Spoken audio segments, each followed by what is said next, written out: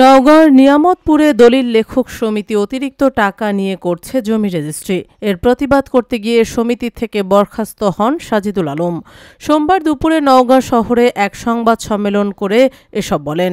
সমিতির ইচ্ছামতো দলিল লেখার উপর অতিরিক্ত টাকা নেওয়া হয়।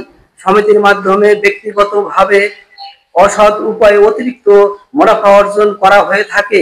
সংবাদ সম্মেলনে তিনি জানান, আমি প্রায় ২৪ বছর যাবৎ নিয়ামতপুর সাব রেজিস্ট্রি অফিসে দলিল লেখার কাজ করি এবং এক দলিলে ২ মৌজার জমি রেজিস্ট্রি করে আসছি।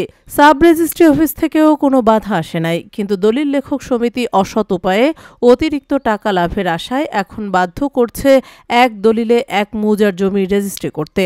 আমি এই সিন্ডিকেট ভাঙতে গেলে দলিল লেখক সমিতির সভাপতি মোজাফফর হোসেন ও সাধারণ সম্পাদক দ্বিজেন্দ্রনাথ বিধি বহির্ভূতভাবে সমিতি থেকে আমাকে সাময়িক বরখাস্ত করেছে।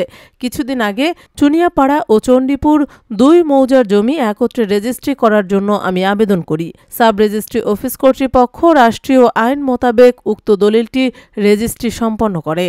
এক দলিলে ২ মৌজার জমি কেন রেজিস্ট্রি করা যাবে না, সমিতির সভাপতি ও সাধারণ সম্পাদকের কাছে জানতে চাইলে তিনি কোনো উত্তর না দিয়ে বলেন, আমি কাউকে কোনো কৈফিয়ত দিতে যাব না।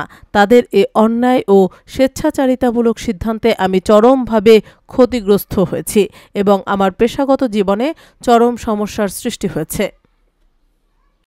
আপনারা দেখছেন দৈনিক গণকণ্ঠ, সবার কথা বলে।